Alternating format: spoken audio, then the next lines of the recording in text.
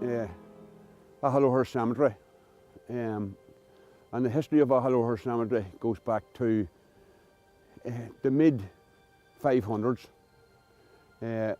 when St Ronan came to the area and was responsible for, along with some local people, the selection of this area here to build his church. It was decided after the local residents that were here and the local people that were in the parish at the time that there was too much of a dispute with regard to where it was going to be built. So it was decided on the cast of a stone from a slingshot, and where it landed, the church was built, and this is the site, and it was named Aghalurcher, or Aghalurcher, and the meaning of that, the translation of that, is the field of the shot. So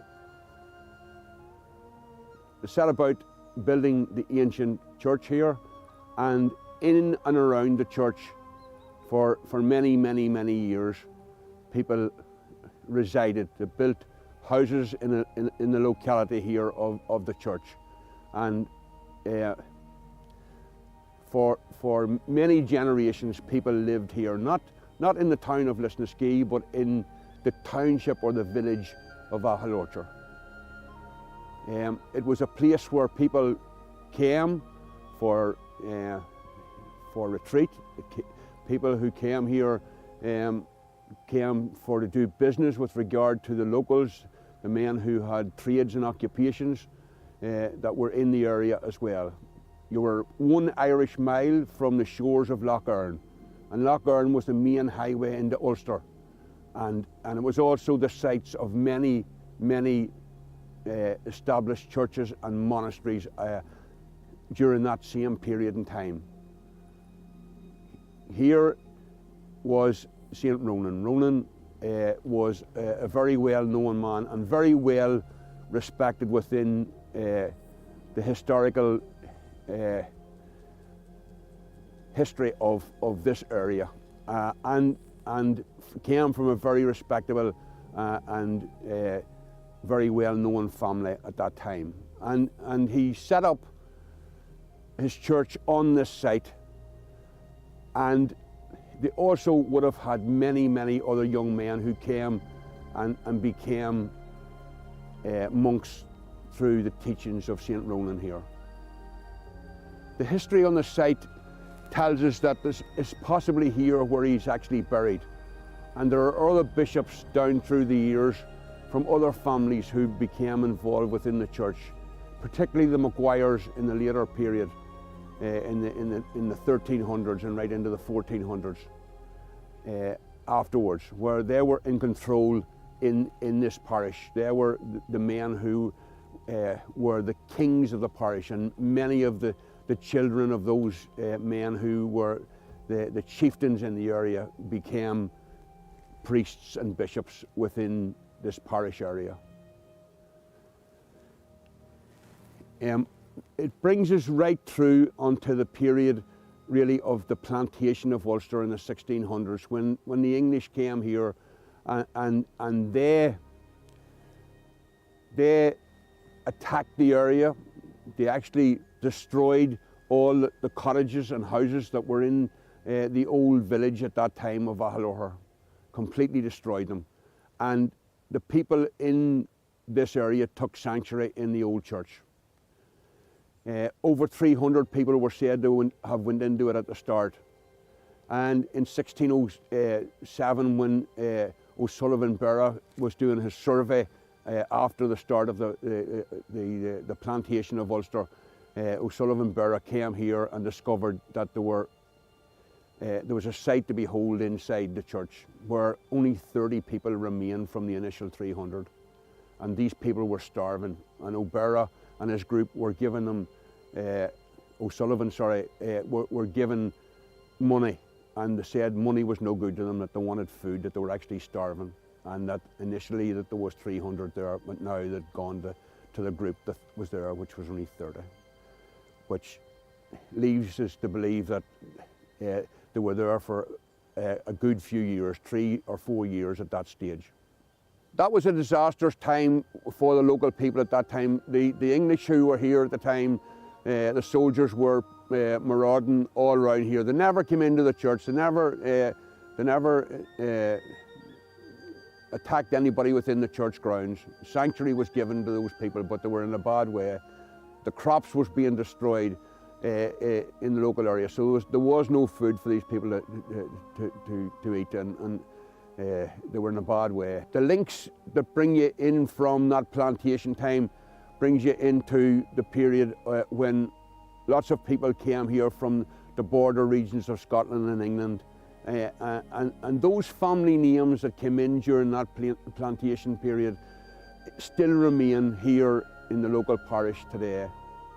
Many of the names are known to us: Armstrongs, Johnsons, Fosters, Grahams, Rennocks, many other names that as I say, number one, are buried here in the old cemetery, and it's a mixed cemetery. Both sections of the community are here, and the graveyard is separated by a path that goes down the centre of it, but actually this side here is more of the local Irish names here. So in those names you have Maguire, you have McElroy, you have many names that still remain within the parish here. Cosgrove, Teague, you have, just thinking here, Murphy's just buried here beside us as well, and loads of other names that are still within the parish. Some of the ancient stones, headstones, are no longer visible, or there were marker stones in those days. There was no carving in them, but there is beautiful carved stones here, especially with the skull and crossbones, and with the timer, and with the coffin on them as well. And you'll see those as we go around the graveyard. You'll see those that have been here, and those are really local craftsmen who had brilliant skills, and a lot of those were said to come here during the plantation period, but there are many old ancient Irish ones here as well that were beautifully carved as well. There is some of the bishops' Maguires are buried here. There is also Bishop Johnson down here as well from the Church of Ireland, who was here in the 1660s. So those stones are from that period in time. The ones that are still visible here now are really from the 1700s, but if you take the ages of the people that are in those graves, they're people who lived here during the 1600s. So 1700s and 1800s, right into the 1900s, and we have some that are very recent here. There's a recent burial over here. You can only do that in an ancient graveyard if you can prove that it was your family circle that was here. The church, or the ancient church that was here, survived for many years, and then there were improvements made during the time of the Maguires when it was redone up again and a new roof was fitted in the 1400s. And there was also sacrileges committed. For instance, one of the Maguires was actually murdered on the altar of the ancient church, and his family circle then moved on and took control of the Maguire organisation within Fermanagh, and those things were sad at the time, and it destroyed the church with regard to the local people. So when the newer church was built at a later stage, there was also a murder at the gates as well, where again a family feud ensued, and one of the Maguires were murdered as you come through the gate of the cemetery and to the church. After plantation, it was used by the Balfours for a short period of time until they actually built their own church closer to Castle Balfour here in Lisnaskea. Inside the crypt here, there are members of the Balfour family and connections to their family circle buried inside that crypt in tombs. In the time that O'Sullivan Barrow here, then he seen that the church was still established at that stage. It was still in fairly good repair. It hadn't been damaged, but it lasted for quite a number of years after that.